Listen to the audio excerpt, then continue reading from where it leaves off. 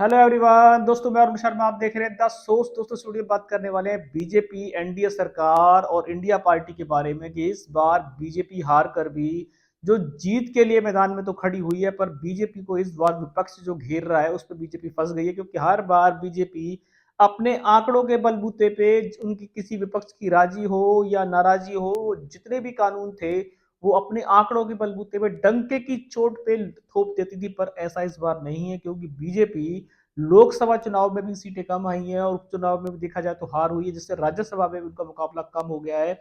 मुश्किलें बढ़ गई हैं बीजेपी की। दोस्तों अगर आप चैनल पहली बार जुड़ सकते हैं, सारी वीडियो को देखें। दोस्तों बात करते हैं बीजेपी एनडीए सरकार के बारे में। 36 दलों को लेके उन्होंने 400 के आंकड़े का नारा दिया था, पर वो धराशायी हुए।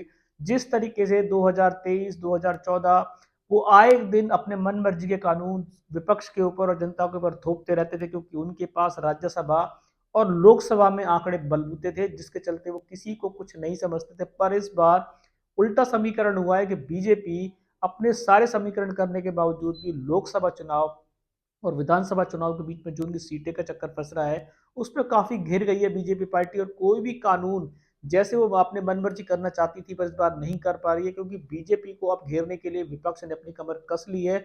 वक्फ कानून की बात कर लेते हैं, जिसके लिए इंडिया पार्टी ने और सहयोगी दलों ने खूब घेरा। मोदी सरकार इस कानून को लागू करने के लिए तैयारी कर चुकी थी, पर राज्यसभा और लोकसभा में आंकड़ों के कम के चलते इस मजबूरन वो एनपीजी के चक्कर में चल के उनका ये काम अब रुक गया है। और ये कानून लागू करने के लिए बीजेपी को बीच में खटाई में पड़ गया, और ये कानून पे अभी फिलहाल कुछ टाइम के लिए दूसरी कैटेगरी में गया। आप देखते हैं कि बीजेपी जिस तरीके से हर बार मनमर्जी कर रही थी, क्या ऐसे हर कानूनों को विपक्ष घेरने में कामयाब होगा और बीजेपी की मुश्किलें बढ़ेंगी? क्योंकि बीजेपी की लोकसभा राज्यसभा में सीटें घटना उनके लिए सबसे बड़ा चिंता का विषय है, और विधानसभा में उस अच्छा खासी घेरने की तैयारी कर रहे हैं। पर विपक्ष ने इस बार देखा जाए तो बीजेपी सरकार की नींद शुरू से उड़ा के रखी है। इतने मुद्दों को लेकर उन्होंने राज्यसभा सदन में उनको घेरा है, विधानसभा में घेरा है। बीजेपी बौखलाई गुर रही है। एक नेता खड़ा होता है, चार चार नेताओं को रिप्लाई करना पड़ रहा है। जिस कानून को वो जनता पे मथना चाहते थे, भले ही वो अच्छा हो भले ही बुरा हो, पर वो किसी की सलाह नहीं लेते थे, सिर्फ अपने आंकड़ों के बलबूते पे। जैसे किसान आंदोलन हो, किसानों को नहीं पता था कि किसानों के लिए क्या अच्छा है क्या बुरा है, थोप दिया गया। और सरकार को जब लगा कि सरकार की मुश्किलें बढ़ जाएंगी, तो उन्होंने बैकफुट पर आगे कानून वापस ले लिए। ऐसे ही कानूनों की मनमर्जी करते आए थे। पर इस बार विपक्ष के एकजुट होने से, विपक्ष का नेता प्रतिपक्ष बनने से, भारी मात्रा में विपक्ष का इस बार जो बल आया है, इससे मोदी सरकार कोई भी कानून पास करने के लिए उनको पूरे समर्थन की जरूरत पड़ेगी, सपोर्ट की जरूरत पड़ेगी। पर शायद वो ऐसा कानून को कर नहीं पा रहे हैं कि वो अपने मन मर्जी से कानून लागू कर दें। अब जो कानून वक्फ कानून लेके आए थे, उस कानून को वो डंके की चोट पे लागू करने की तैयारी कर रहे थे, पर विपक्ष ने घेर लिया।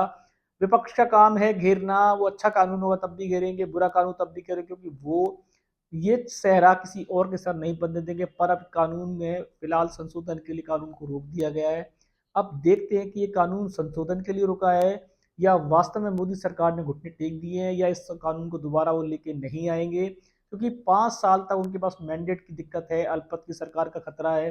वो किसी भी चीज को ऐसा नहीं कर सकते कि जबरदस्ती करे, ताकि उनके सहयोगी दल भी उनके खिलाफ खड़े हो जाए। दोस्तों फिलहाल मोदी सरकार पर जीत कर भी खटाई में पड़ी हुई है। जितने कानून बनाने के लिए वो सोच के आए थे, हर कानून को वो डंके की चोट पर पास कराने की नीयत रखते थे, पर इस बार अपने बहुमत से दूर अल्पमत से डरने के चक्कर में उनको बहुत सारे कानूनों को डर है। और इस बार जिस तरीके से बफ कानून को पेश कराने की कर रहे थे, विपक्ष के पास भी आंकड़े मजबूत थे, उन्होंने इस कानून को रोक दिया है। अब ये कानून फिलहाल सीपीजी में गया है।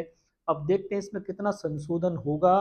क्या बीजेपी इस कानून को दोबारा से पास कराने में मजबूती दिखा पाएगी, या लौट फिर कर ये कानून ठप की ठप हो जाएगा? दोस्तों फिलहाल इंडिया पार्टी ने बीजेपी सरकार एनडीए सरकार को घेर लिया है, और उनकी मनमर्जी के कानूनों को रोकने के लिए उन्होंने आवाज उठाई थी, जो फिलहाल वो कामयाब रहे हैं। अब देखते हैं कि बीजेपी सरकार कब तक अपने मनमर्जी के कानूनों को जनता पे या विपक्ष पे नहीं लाद पाएगी, जिसलिए विपक्ष करारा जवाब दे रहा है। मोदी सरकार का इस बार जीत का भी एक तरीके से धराशायी होना ये अपने आप में बताता है कि उनके पास समर्थन का जो आंकड़ा चाहिए था, उससे वो थोड़ा सा पीछे रह गए।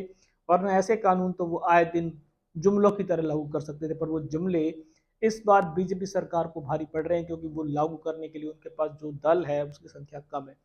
दोस्तों इस रुझान पे कोई नया अपडेट मिलेगा समय से पहले बताएंगे। अगर आप चैनल पहली बार है जुड़ सकते हैं सारी वीडियो को देख। दोस्तों मैं अरुण शर्मा मिलूंगा नई सोच के साथ। अपना ध्यान रखें। नमस्कार।